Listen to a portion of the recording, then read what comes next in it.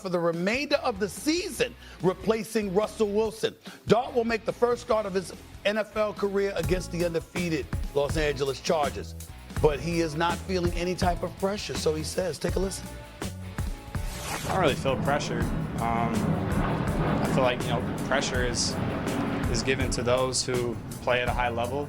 And, the best players in the world are the ones that you are kind of involved with that word pressure. Yeah, you just got to make sure that you're prepared every day because, just the questions and, the situations that are being put on the quarterback. When you're watching film, you got to know exactly what you're talking about. You got to be on your, point blank period. So. Usually I don't like going to you first, but I'll do it again because you are the resident quarterback on the panel this morning. How much pressure is on Dart to ball out right away? A ton. He's got to be the savior. He's got to save the head coach. He's got to save the general manager. He's got to save the organization. Giants have been a laughingstock for the better part of 10 years. They took him in the first round. Go back to draft night, and Brian Daboll saying to him, like, I'm trusting you. Like, you're my guy. Dart's got to be the guy that saves the job. And I think that's the challenge is we all know this business. Everybody knows that the expectations are high and coaches have to win. It's not, I've heard people say, well, he's got to play well to save his job. No, he doesn't. He has to play well and win. They're not going to keep Brian Daboll if Jackson Dart looks good.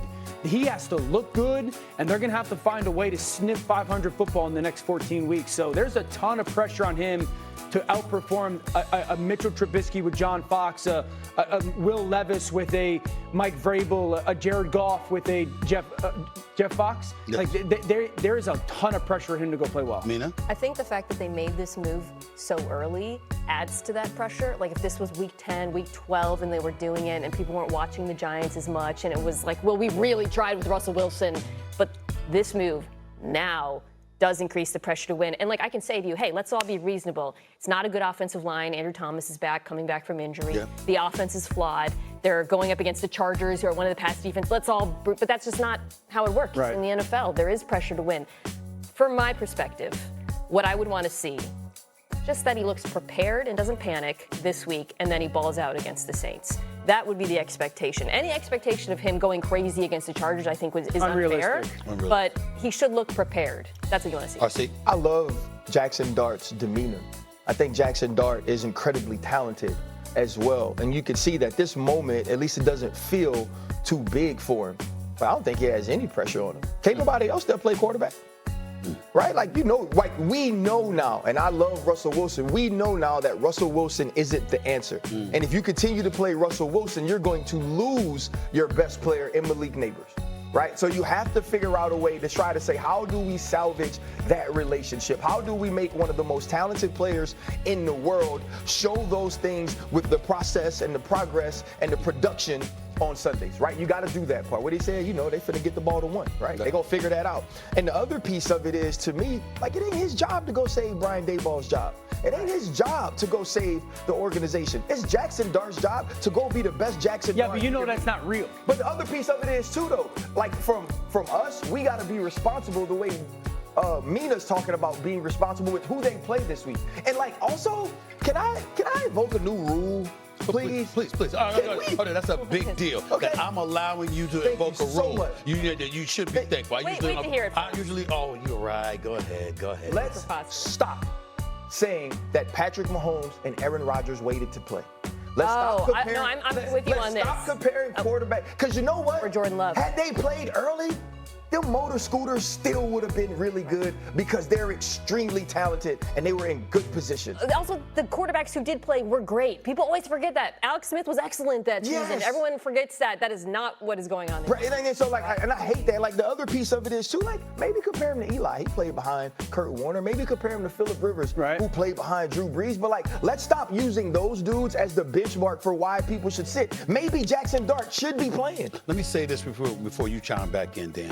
First of all, this is their fifth different starting quarterback since last season. Let's get that out of the way to show you what kind of chaos exists with the New York Giants. Secondly, as I reminded the world just yesterday, I don't know why I have to keep reminding them of this. Since the Giants won the Super Bowl in 2011, they've been to the playoffs twice. They've had a winning record 3 times. That is horrible. This is a horrible, horrible organization right now. It's just the truth. It's just the truth. Don't look at me like that, RC. It's just the truth, okay? They're not good. They're not good. So now here we are with Jackson Dart, right? Hold on. Here we are with Jackson Dart, right? You're proving my point. Ryan is absolutely right that it's not his job to save Brian Dable's job. Here's what I will tell you his job is, though. It is to do, to some degree, what Mina pointed out. To go out there, play well. Against the Saints, you should be able to look relatively decent. Chargers, maybe not so much.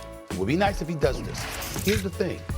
If you go out there and you're good enough to give hope, because that's what this is all about right now. This is week 4. It's not going to save his job. No, that's not what I'm talking about. What I'm saying is, from an organizational perspective, you haven't given the crowd anything to cheer about. They're going to start wearing bags soon. I know New York, even though it's East Rutherford, New Jersey, the swamp. It's close enough. I know New York. But what's the point of saying they're going to start wearing bags over their head. You're going to see. It's not an accident that half the fans in MetLife Stadium were from Kansas City. People got other things to do rather than walk out and see trash. They're not going to do it. But that's what he has to make sure he doesn't provide. No. Guys, we all know how this league works, man. Okay. Him going out and looking good is not going to change the outlook of the organization of the future when it comes to the job of the general manager and head coach. I love Brian Dable. I agree with rooting that. for him. Yeah. They got to win. Eli started halfway through the season. Eli went 4-4. Okay, here's my pushback to the whole, it's not his job to save his job. I understand that. We both know it's real. All of us know that the head coach and his future is directly tied to, can you get that young man to play good and can you win football games? And I totally disagree that there's not an expectation that he can go revitalize and save the organization.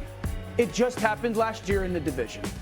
If we're going to sit here and say that Giants have been a joke over the last 10 years, so is the Washington one until Jayden Daniels got there, and now they got new stadiums, and now they got people to go there.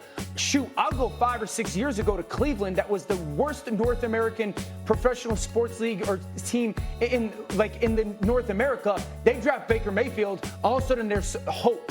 So we do have evidence that these young quarterbacks can flip bad places, and there's expectation that you should. Go ahead. Nobody sees him like that, though, right? Like when you yourself, and I trust you in analyzing and evaluating quarterbacks more than anybody. You thought Jayden Daniels was like that. You really do trust Dan like that? I don't trust his objectivity. Hell They can't trust him. If it's not Matthew Stafford, he's that's straight. what I'm talking about. That's where I was going. If it's not Matthew you can't Stafford, trust he's him when it straight. comes to Matthew Stafford. Okay. You knew That's Jayden Daniels was like that. Yes. We felt Baker Mayfield was like that. We were having conversations about whether or not Jackson Dart would be a first-round pick. Would somebody move back up and get him? Jackson Dart is not the savior. And I think that's the other thing is this. Here's what to me he has on his side that's different than what Caleb has, different than what Jayden has, right? Different than what these guys who go early have.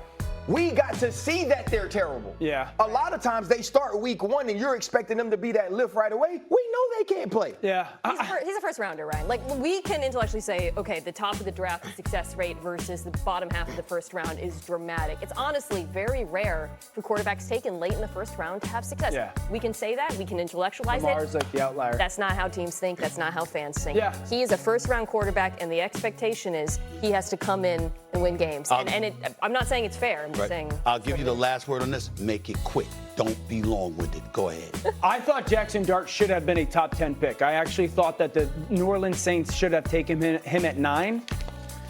If he doesn't play well and